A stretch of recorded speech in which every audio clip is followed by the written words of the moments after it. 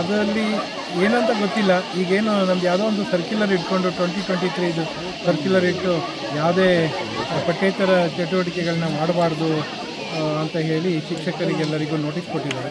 ಹಾಗಾಗಿ ಅವರು ಸ್ವಲ್ಪ ಭಯಪಟ್ಟು ಈ ಥರ ಕಾರ್ಯಕ್ರಮಗಳು ಮಾಡಬಾರ್ದು ಅಂತ ಹೇಳಿದ್ರು. ನಮ್ಮ ಉದ್ದೇಶ ಮಕ್ಕಳಿಗೆ ರೀಚ್ ಮಾಡಿಸ್ಬೇಕು ಅನ್ನೋದು.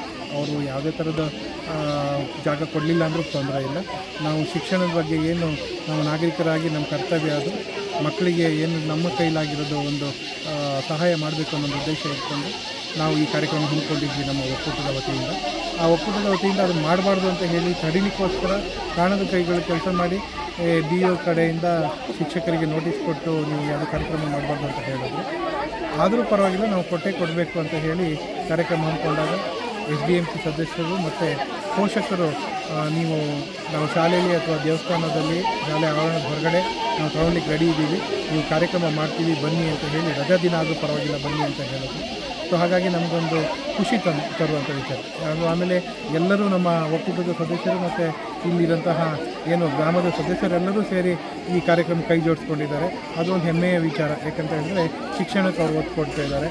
ನಮ್ಮ ಊರಿನ ಮಕ್ಕಳನ್ನು ಶಿಕ್ಷಣೋತ್ತರ ಆಗಬೇಕು, ಅವರಿಗೂ ಪರಿಕರಗಳು ಸಿಗಬೇಕು ಅನ್ನೋದೊಂದು ಉದ್ದೇಶ ಇಟ್ಕೊಂಡಿದ್ದಾರೆ. ಅದು ಖುಷಿ ತರುವಂಥ ವಿಚಾರ ಆಯಿತು. ಬೇರೆದೇನು ತೊಂದರೆ ಕೊಡ್ತಾ ಇದ್ದಾರೆ ಅದಕ್ಕೆ ನಾವೇನು ತಲೆ ಕೆಡ್ಸ್ಕೊಳ್ತಾ ಇಲ್ಲ. ನಮ್ಮ ವಿಚಾರ ಮಕ್ಕಳಿಗೆ ರೀಚ್ ಆಗಬೇಕು, ಅದು ರೀಚ್ ಮಾಡೇ ಮಾಡ್ತೀವಿ ಅನ್ನೋದು. ಏನು ನಿಮ್ಮ ಆತ್ಮಸ್ಥೈರ್ಯ ಕುಂಸೋಕ್ಕಂದ್ರೆ ಯಾರಿಂದನೂ ಸಾಧ್ಯ ಇಲ್ಲ ಅಂತ ಹೇಳ್ತಾರೆ. ಅದು ಸಾಧ್ಯ ಇಲ್ಲ. ನಾವು ಇಲ್ಲಿ ಶಿಕ್ಷಣ ಇದೇನು ರಾಜಕೀಯ ಯಾಕೆ ಮಾಡಬೇಕು ಇದರಲ್ಲಿ? ഇപ്പോൾ ಯಾವುದೋ ಒಂದು ಶಾಲೆಯಲ್ಲಿ ಹೋದಾಗ ಅದೇನೋ ಬೇಡ ಅಂತ ಹೇಳಿದ್ರಂತೆ, ಬೇಡ ಅವ್ರು ಯಾರೂ ಬರಲಿಲ್ಲ, ಅದೇನು ತೊಂದರೆ ಇಲ್ಲ. ನಮ್ಮ ಮಕ್ಕಳಿಗೆ ಎಲ್ಲಿ ರೀಚ್ ಮಾಡಬೇಕು ಅದನ್ನು ನಾವು ರೀಚ್ ಮಾಡ್ತೀವಿ. ಇವತ್ತು ಕಿಗ್ಗ ಆಗಿರ್ಬೋದು, ಗಂಡಗಟ್ಟ ಆಗಿರ್ಬೋದು, ಮತ್ತು ಇನ್ನಿತರ ನೆಮ್ಮಾರು ಇರ್ಬೋದು, ಅಲ್ಲೆಲ್ಲನೂ ಒಳ್ಳೆ ಎಲ್ಲರೂ ಪೋಷಕರು ಸಮೇತ ಬಂದು ಮಕ್ಕಳಿಗೆ ಕೊಡುವಂಥ ಪರಿಕರಗಳನ್ನ ಕಲೆಕ್ಟ್ ಮಾಡಿ ಅವರ ಅನಿಸಿಕೆಗಳನ್ನ ಹೇಳೋಗಿದ್ದಾರೆ. ಮುಂದಿನ ಸತಿ ನಾವು ಏನು ಮಾಡಬೇಕು ಅದ್ರ ಬಗ್ಗೆಯೂ ಅವರು ಅನಿಸಿಕೆಗಳನ್ನ ಹೇಳೋಗಿದ್ದಾರೆ.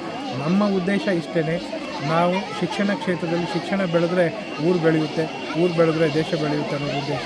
ಅದನ್ನು ನಮ್ಮ ಕೈಲಾಗಿದ್ದು ನಾಗರಿಕರಾದಂಥ ನಮ್ಮೆಲ್ಲರ ಕರ್ತವ್ಯ, ಆ ಕರ್ತವ್ಯನ ಮಾಡ್ತಾಯಿದ್ದೀವಿ, ಇನ್ನು ಮುಂದೆನೂ ಮಾಡ್ತೀವಿ. ಇಂತಹ ಇನ್ನಷ್ಟು ಸುದ್ದಿ ವಿಶೇಷ ವಿಡಿಯೋಗಳಿಗಾಗಿ ನಮ್ಮೂರ್ ನ್ಯೂಸ್ ಚಾನೆಲ್ ಅನ್ನು ಲೈಕ್, ಶೇರ್, ಸಬ್ಸ್ಕ್ರೈಬ್ ಮಾಡಿ.